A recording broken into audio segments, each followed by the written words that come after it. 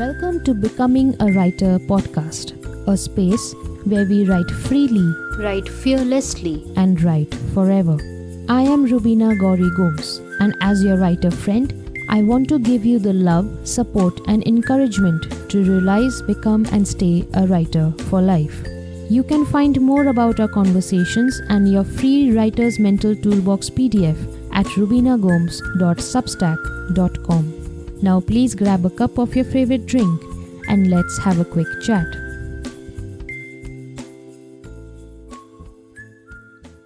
Hello my writer friends, Rubina here. For our 11th conversation, we are going to talk about how consistency can help you become the writer of your dreams. When I was being bombarded with the advice of being consistent with my writing, whether writing daily or publishing on a regular schedule, it didn't sit right with me. I understood the benefits my readers would get if I stayed consistent with writing, but these benefits are all outward focused. They don't say what on a deeper personal level is in it for the writer to stay consistent. If I wanted to write my essays and stories consistently, I needed some strong personal reason to do so, which weren't dependent on the expectations of the readers or the results of my work. The first reason I found was practice, plain and simple. Practice doesn't make one perfect. No one and nothing in life is perfect. What practice can do is improve your skills. It was also a vote in my favor. Earlier when I said I'm a writer, I didn't feel it warm my heart. I cringed instead. Now when I call myself a writer, I feel proud. Why? Because I have been writing and posting content online since 2021, published a non-fiction book, and have some more in production, including my novel. We don't realize this, but when we say something to ourselves or promise ourselves something, we let our subconscious trust us. We let that child in us believe us. We break that trust when we don't live up to that promise. And then it makes it challenging for our subconscious and our inner child to trust us again. My subconscious knows I am telling the truth when I say I am a writer, and my inner child is happy to be living her dream. Consistency also makes you trust the process. When you consistently work on a project, a part of you must surrender. You must believe that something good will come out of this work, even if you don't see it immediately. Also, the more consistent you are, the more ideas you get. By staying consistent, I have noticed that I have sharpened my skills of grabbing ideas when they present themselves. I am never out of material to write. Sometimes I feel I need to clone myself to write all I want and simultaneously live a human life. Consistency also helped me discover my artist self. Are you a plotter or a pantser? Are you a word count person or a time block person? Are you a keyboard writer or a pen and paper writer? Can you post daily or can you post weekly, monthly, yearly? Do you need solitude or does the busy cafe atmosphere work for you? Do you create first thing in the morning or later in the day? Are you reward motivated or process motivated? Do you need an outline? Do you need coffee? Do you need music? I discovered all this and more because I am consistent with my writing. I didn't need to purposefully look for these answers. They came up on their own when I was deep in the flow of my art. Finally, being consistent with my writing helped me believe in myself as a writer. This is the biggest breakthrough I had.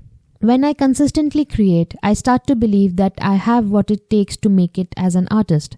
This has nothing, and this should have nothing, to do with how the audience is reacting to my work. The only proof I need to believe in myself is the fact that I wouldn't have had this dream to become a writer if it wasn't already in me. I am simply now acting on that dream. But being consistent with my writing isn't an easy task. Life, responsibilities, health, and sudden real-life plot twists throw me off occasionally. But over the years, I have figured out how to consistently write while taking care of the muggle stuff. I first found my writing process and rhythm. Every writer will have a different way of going about their writing, so finding your own recipe for it is important. I researched different writers' different processes. I learned from writing teachers through books, videos, and online courses. I experimented with what I found and figured out what worked for me. I didn't blindly copy someone else's routine and then stress myself when I failed to maintain it. I found my own routine based on my lifestyle, requirements, personality, and philosophy. I also make sure I don't overbook myself. I am an Indian female, Capricorn empath, INFJ, recovering people pleaser, and an overthinker. So saying that I'm a workaholic would be an understatement. In the name of productivity, we forget reality. We can't be at the top of our game all day, every day, for as long as we want. I often remind myself that I'm a human being, not a human doing. It's okay to relax. It's okay to write 2 hours a day and then be done. Doing more doesn't equal better results, more fun, or more money and recognition. I want to stay in this game for a long time. If I overbook myself, I'll surely hurt myself and my writing. I now don't fear taking breaks. I used to get anxious thinking about taking a break. What if my readers leave me if I don't publish regularly? I thought. Then it hit me. One of my favorite novelists, Amor Towles, publishes a book about every 3 to 4 years. And the moment I know his book is out, my wallet also comes out. Amor Towles doesn't need to publish his stories daily, monthly, or yearly to keep me hooked. I love his writing so much that no matter when it gets published, I get a copy immediately. I have to believe that the readers who love my work will stick around. Even if I stop posting online regularly, they'll remember me and Google to see what I'm up to and whether some new book of mine is out, just like I Google my favorite authors. But my ego wasn't satisfied with that answer, so I did a little experiment.